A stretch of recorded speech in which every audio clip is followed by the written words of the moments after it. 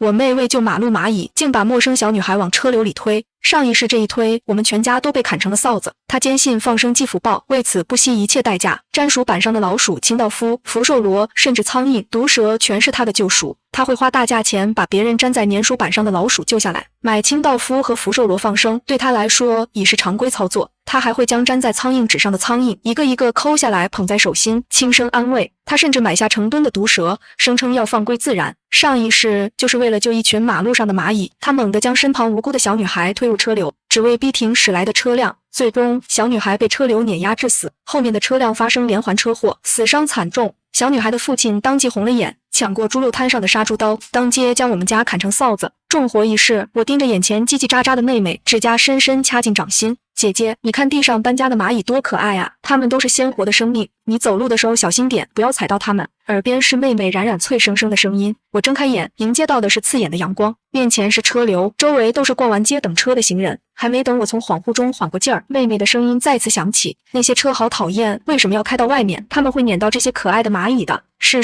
冉冉说的对，那些车就是该死。一看爸爸就很善良，你不让开车，咱们家就坚决抵制开车。父母的声音传进我的耳朵，一如既往的纵容。小蚂蚁要到马路对面去，不能让这些车继续走了。冉冉的话刚落下，我就看见他猛地一把将身边的小女孩推了出去。5、6岁的孩子身体本来就轻，眼看就要砸向地面，我下意识一把揪住孩子背在身后的帽子，将人从马路中央拎了出来。车辆飞驰而过，带起一阵疾风。这次女孩没有血溅当场，我把悲剧的开头掐死在了摇篮里。我身体紧绷，大口大口喘着气，将吓得哇哇大哭的孩子抱在怀里，仔细检查。没等我安心，孩子就被一旁的男人抢了过去。我抬头看向那男人，心脏骤然紧缩。记忆中就是这个戴着眼镜、斯斯文文的男人，上一世举起猪肉刀砍向我们一家4口，尤其是害他女儿惨死的冉冉，他此刻的眼神已隐隐有了暴力的苗头。上一世的今天，妹妹心血来潮，想去动物园探望那些失去自由的动物。我们家离动物园足足10几公里，就因为他说开车会压死昆虫、植物甚至微生物。10岁后家里的车就成了摆设。那天我们硬生生走了10几公里到动物园，出来后冉冉明显走不动了，他又找借口说不愿意走路，看到草丛中被化肥害死的生命，哭闹着要打车回去。爸妈心疼坏了，立马答应打车。可就是打车时，发生了他为救蚂蚁推小女孩挡车的荒唐事。上一世他成功逼停了车，却让女孩当场死亡，还引发了严重的连环车祸。警察问他时，他只轻飘飘地说：蚂蚁也是一条生命，不可以伤害任何一只，人死就死了，一条生命和几百条生命相比不值一提。我是在做善事。警察和围观群众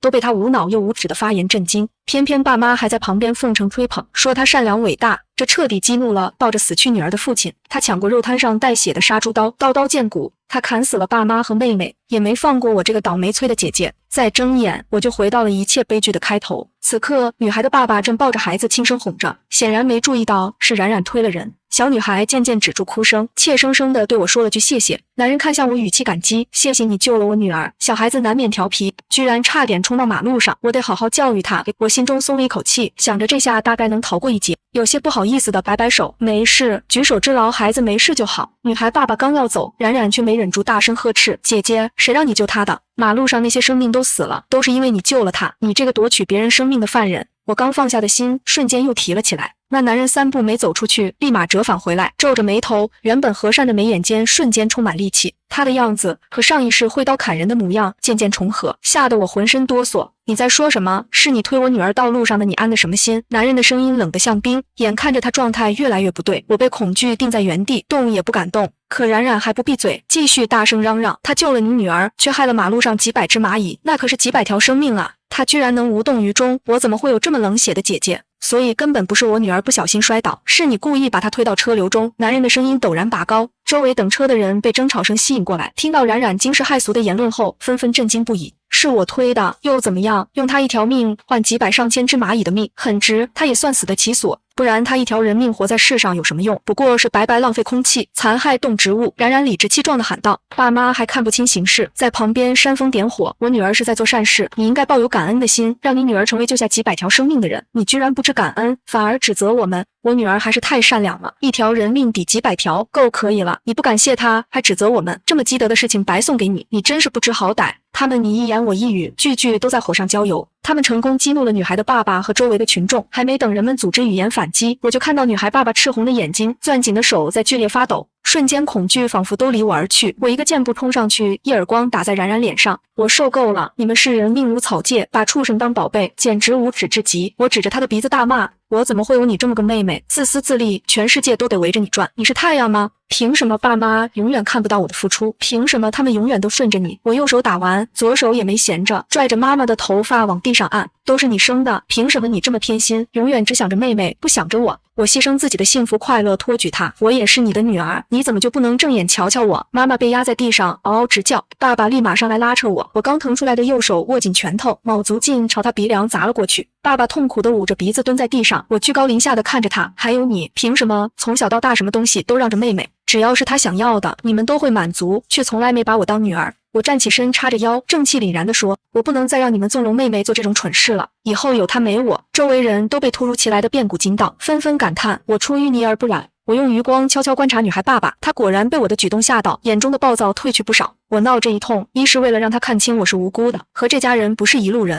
一会儿真要动手也别砍我；二是单纯发泄，把这些年的委屈全倒出来。果然，周围人开始对着爸妈和妹妹指指点点。冉冉捂着脸哭个不停，眼泪大滴大滴落在地上，恰好砸死了几只蚂蚁。他看到后，立马对着蚂蚁哭丧：“对不起，对不起，我不该哭，眼泪砸死了你，我害死了一条生命，我好该死。”他嘴里不停嚷嚷，行为举止看着极其不正常。原本议论纷纷的人们都不自觉地后退几步，显然把他当成了精神病。我没有救下你的同类，还杀死了你，真的太对不起了。他脸上满是愧疚与自责，和刚才故意推小女孩下马路的样子判若两人。原本情绪平复些的女孩爸爸看到他这副模样更气了，默默将手伸进了公文包。就在他蓄力待发时，警察接到报警赶来了。我们一行人被带到了就近的警察局，女孩爸爸怀里抱着哭累的孩子，完全没了方才的狰狞。冉冉被警察从地上拽起来，哭丧着脸，活像在葬礼上悼念亲人。周围人七嘴八舌地向警察讲述事情原委，警察很快就摸清了情况。驱散人群后，我们进了警局，爸妈和妹妹都用仇视的眼神看着我。女孩爸爸率先开口，讲述了冉冉险些把他女儿推到马路中间的事。说完，又十分感激地看向我，幸亏你们家还有个清醒人，不然我一回神看到的可能就是我女儿的尸体了。我可得好好谢谢你。说完，他十分恭敬地朝我鞠了一躬。小女孩迷迷糊糊醒来，也怯生生地对我说了句谢谢。警察看向冉冉，严肃质问：“你为什么要推人家孩子？”冉冉抽抽搭搭地回答：“我不过是想挽救几百条生命而已，我又做错了什么？用他一条命换几百条命，不是很值得吗？”听别人转述是一回事，听当事人亲口说出来又是另一回事。警察瞬间被震撼住了，追问：“所以你知道推下去他可能会死？”冉冉继续抽噎：“他死了又能怎么样？我也不忍心他一条小生命没了，可如果我不这么做，那几百条小生命就没了。我这是在做好事，在做善事。”警察听完沉默不语，这是什么狗屁道理？女孩的爸爸又红了眼，情绪激动：“你们这些没有爱心、不善良的人，永远不会懂生命对这个世界的重要性。”冉冉义正辞严，仿佛自己头上顶着圣女的光辉，全世界就属她最善良。警察又是一阵无语，女孩爸爸这时候情绪倒稳定了些，直接对警察说：“警察同志，他这是犯罪了吧？我坚决不和解，快把他抓起来！这个不正常的人，以后一定会危害社会。”爸妈听到后急眼了，我们家冉冉这是在做好事，现在好事没做成，怎么就犯法了？我看着他们，心里满是疑惑。爸妈都是念过高中的人，虽文化程度不高，但也不该如此愚昧无知。他们任由冉冉做这些离谱的事，不加以规劝，反而奉承纵容，变本加厉。在我看来，他们所谓的福报说全是假的，是歪门邪道。可不管多少亲戚朋友劝说，他们都坚守己见，怪不得养出个混蛋玩意儿。原来你们两个就是老混蛋，家风如此，也难为这个姑娘能长成正常人。女孩爸爸指着我，他这个家里唯一的正常人，怎么就没犯罪？你这可是涉嫌故意杀人未遂。说完，警察掏出手铐，将还在哭哭啼啼的冉冉铐了起来。妹妹进了看守所，刑事处罚是跑不了了。爸妈如丧考妣，急得团团转，到处打电话找关系，找律师，想把冉冉捞出来。我嘲讽地看着他们，他们总是这样，在妹妹的事情上，永远比关心我更上心。妹妹哪怕磕破点油皮，他们都心疼的不行，非要好好安抚。可我之前出车祸，在医院躺了1个多月，他们连一面都没来看过。他们甚至还打电话指责我，说我非要坐车造杀孽，导致没法给妹妹做饭。从小到大，我都难以理解，明明都是爸妈的孩子，为什么他们对我就像对陌生人，甚至不如陌生人，把我当成仆人使唤？我知道他们现在找谁都没用，家里早就负债累累，根本没多余的钱疏通关系。果然没多久，他们就把矛头指向了我。妈妈怒视着我，你为什么要救那小崽子？都是因为你妹妹才会被抓起来。我满脸问号，完全不理解他的脑回路。如果我不救那个女孩，她就会被车撞死。妹妹就是故意杀人，可能会被枪毙。故意杀人和故意杀人未遂，量刑差别很大。难道你们希望妹妹死？爸妈顿时没了话。他们当然不愿意，毕竟冉冉可是他们的宝贝。他们之前在大庭广众下说，小女孩的命不值几百只蚂蚁的命，可现在却觉得自己女儿的命比什么都金贵，真是双标到了极点。那你为什么要打你妹妹？爸爸十分暴躁地跳出来，指着我骂。我就知道你平常不喜欢你妹妹，你记恨我们没让你去读大学，可实在是你妹妹身体差，你这个当姐姐的就该留下来照顾她。他不提还好，一提我脑中所有不愉快的记忆都翻涌了出来。冉冉学习成绩很差，从小到大爸妈都依着她，就因为她说书本是木头做的，读书是杀死生命。小学后爸妈就不让她上学了，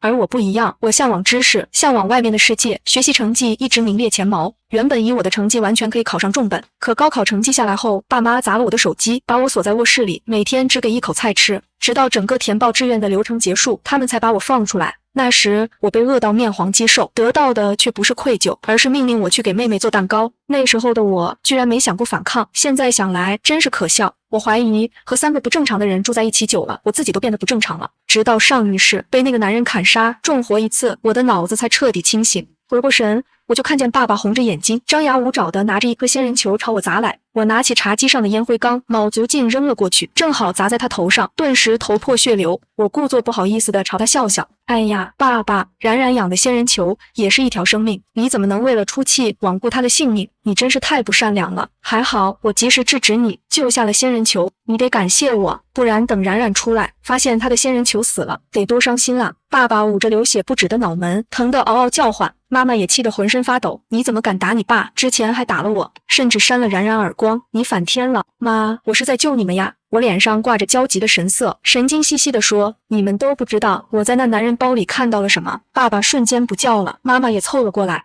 为了保持神秘感，我特地压低声音，是一把斧头。冉冉说话的时候，那男人的手都伸进包里了。我要是不干点能消他气的事，咱们几个都得被他砍死。我不这么做，冉冉还有命进警察局吗？爸妈一开始当然不信我。我一拍大腿，语气恳切，这么多年了，我对冉冉的疼爱少过吗？此招虽险，但胜算大。我说什么也不能让我妹被别人砍死啊！他们表情空白了几分，大概是回想起来这些年我对冉冉的顺从，终于又信任了我。妈妈扶着爸爸去诊所包扎伤口，家里就剩我一个人。我们家的现有资产就只剩这一套房子，爸妈只是工厂的普通员工，一个月工资加起来勉勉强强够1万。我之前打工赚的钱也全被他们剥削走了，全贡献给了冉冉的善心事业。我在家里到处找钱，不信爸妈没藏点私房钱。这个不正常的家庭，我再也待不下去了，必须尽快逃离。可找着找着，冰箱后面突然掉出一张年代久远的照片，是年轻时的爸爸和一个陌生的漂亮女人。那女人有些眼熟，我脑中灵光乍现，她居然和冉冉长得有8分相似。一个大胆的猜想涌上心头，冉冉并不是我的亲妹妹。我拆开相框，里面果然藏着一封陈旧的信。读完信，我震惊不已。原来照片上的女人是爸爸的白月光，她当时丈夫去世，自己也患了病，拼尽全力生下了冉冉。而那时妈妈正在同一家医院，生下了我的亲妹妹。这封信正是爸爸的白月光写的，为了感谢爸爸把他的孩子和妈妈刚生的孩子调换。原来妈妈给别人养了20年的孩子，怪不得爸爸事事都顺着冉冉。原来我这个亲生女儿根本比不上她白月光的女儿。我看着墙上4位老人的遗照，取下奶奶的遗照翻开。要是4位老人知道自己死后还要帮儿女掩盖这些龌龊事，估计得气活过来。果然一翻一个准，遗照后面的夹层里又掉出一张照片，照片上是妈妈和一个陌生男人，那男人眉目俊秀，比爸爸好看多了，旁边也附带了一封信。这封信就像一份说明书，完整解释了他们婚后出轨的事实。妈妈为了工作嫁给爸爸，而她的初恋男友为了攀高枝娶了领导的女儿，两人就此错过。可婚后他们并没有彻底断联，一直有书信往来。直到生下我2年后，妈妈的初恋因老丈人倒台，回到了这个小地方，两人无意间碰面，干柴遇烈火，一发不可收拾。妈妈最终怀了初恋的孩子，可他的初恋和妻子商量后，移民去了国外，抛弃了妈妈。妈妈怀的那个孩子是他对挚爱的唯一念想，所以他才对冉冉百般疼爱，甚至无脑拥护他的福报说，对我这个亲生女儿动辄打骂，丝毫不关心。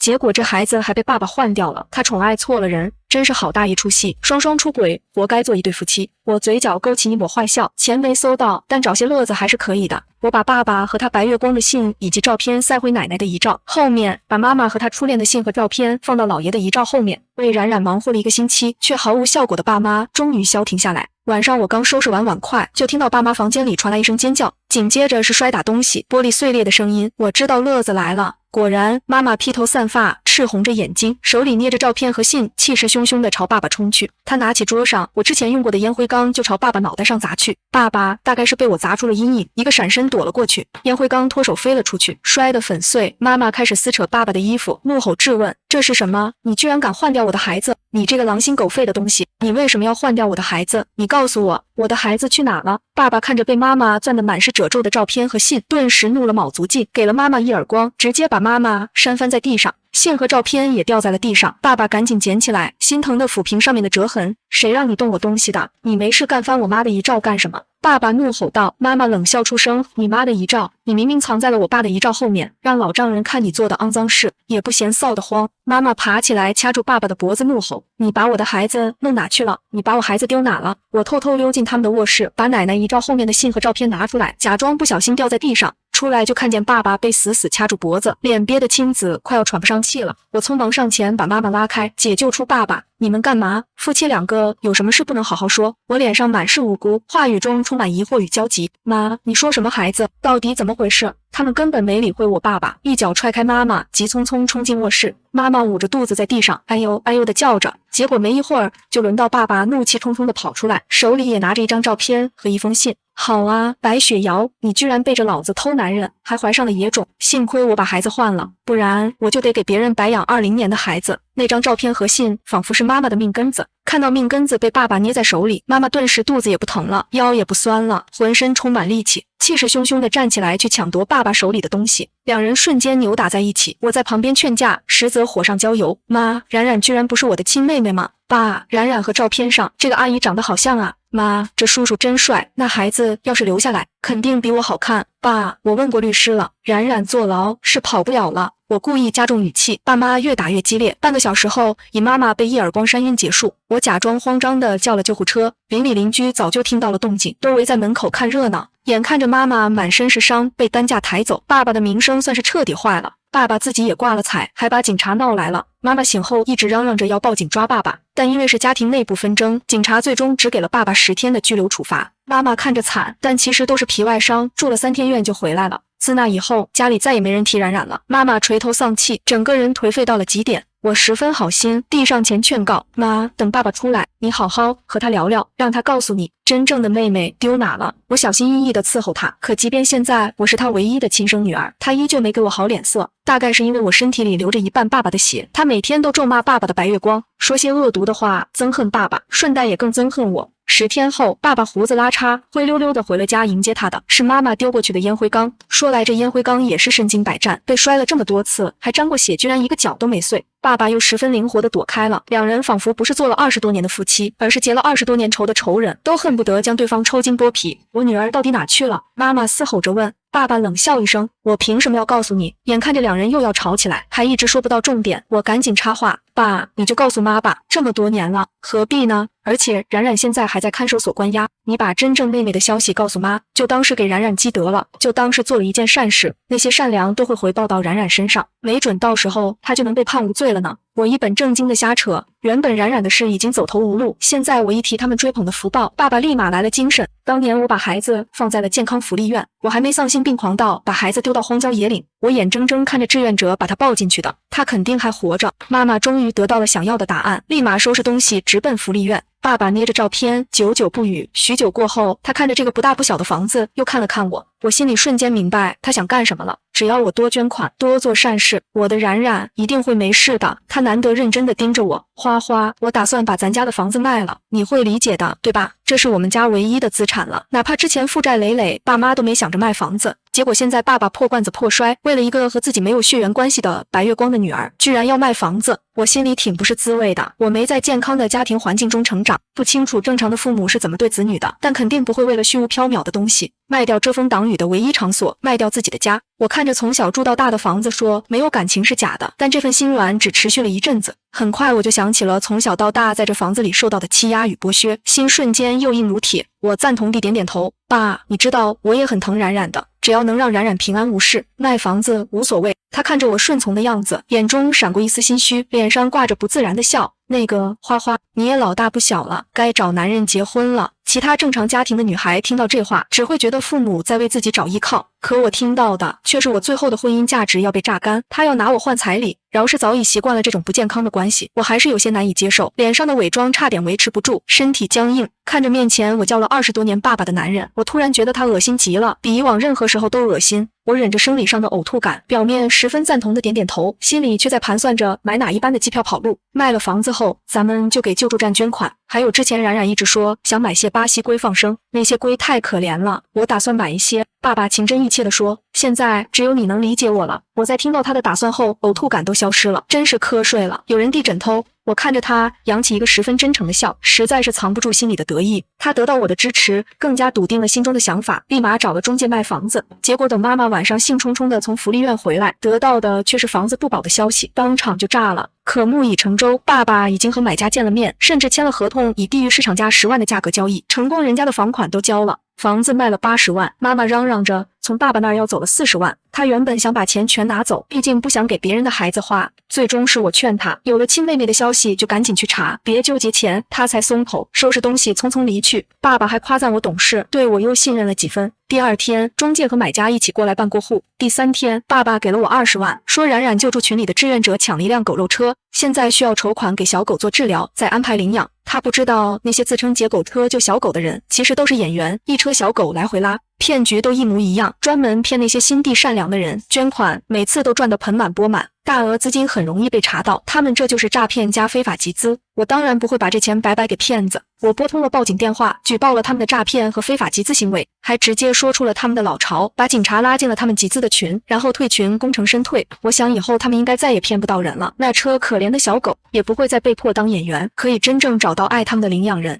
第4天，我和爸爸搬家，搬到了一处老旧的平房院子，暂时落脚。可追债的人很快就知道了爸爸卖房的消息，堵在门口不让他走。爸爸怂得不敢出去，任由那帮人砸门。幸亏墙上4周都装了玻璃碴子，不然他们真能翻墙进来。我和爸爸每天都担惊受怕，直到第6天，家里的存粮不够了。爸爸绞尽脑汁想着怎么糊口，宁愿自己饿肚子，也不愿意出去直面那些高利贷债主。就在我们走投无路时，警车来了，警察驱散了债主，然后把爸爸铐上了，罪名是走私入侵生物罪。直到现在，他都没怀疑过我一分，毕竟之前的我表现得太过乖顺，现在又只有他可以依靠。可直到警察审讯时，他才得知是我实名举报了他，还直接联系了海关，让他买的那1000只巴西龟永远没办法祸害环境。他难以置信地看着我，眼中满是震惊和不敢置信。我嗤笑出声，违法犯罪的事我可不会帮你干。我知道你买回来是要放生，为了你的冉冉。蠢到轻信那些福报说，还说是善举。之前你和妈纵容冉冉，甚至陪着她放生矿泉水，我就知道我是这个家唯一的正常人。从小到大的那些偏爱，从前我不理解，现在理解了，也不想要了。咱们父女的缘分到此为止。爸爸似乎对我无话可说，但就在警察将他带走时，他又扭头对我说，是爸妈这些年对你不好，但冉冉这个妹妹对你是不错的，她只不过是善良了点，等她以后出来了，你一定要继续照顾她，不然她一个女孩子在社会上很难立足。直到最后，她心里最惦记的依旧是那个和她没有血缘关系的冉冉，她不过是善良了点，她对我很不错，如果她善良，就不会是人命如草芥，如果她对我好，就不会和爸妈一起阻挠我上大学，我除非脑子烧掉了，才会再管她。我带着偷偷留下来的20万，离开了生活了20多年的城市，去了一个四季如春的地方。直到第3年，为了再次踏上高考考场，我才回到这座城市。冉冉因为明知推人下马路可能导致死亡，仍故意为之，虽未造成死亡后果，但依旧构成故意杀人罪未遂。而且他在庭审阶段死不悔改，最终法官从重处罚，判了他10年有期徒刑。爸爸因为通过境外渠道购买1000只巴西龟，被我举报后查实，这些巴西龟是明令禁止引进的外来入侵物种。他和冉冉一样死不悔改，嘴里还嚷嚷着福报说，结果也被从重处罚，判了1年5个月。而妈妈依旧奔波在找她亲生女儿的路上。这次上考场出成绩报志愿，一切流程都十分顺畅，没有任何障碍。我终于如愿以偿，考上了心心念念的大学，最终在学校所在的城市工作定居。前20几年似乎把我这辈子要受的苦都提前受完了，以至于离开那个畸形的家庭后，我的人生一帆风顺。周围相熟的人都感叹我上辈子积了德，可我只说没有什么福报，一切都是自己努力的结果。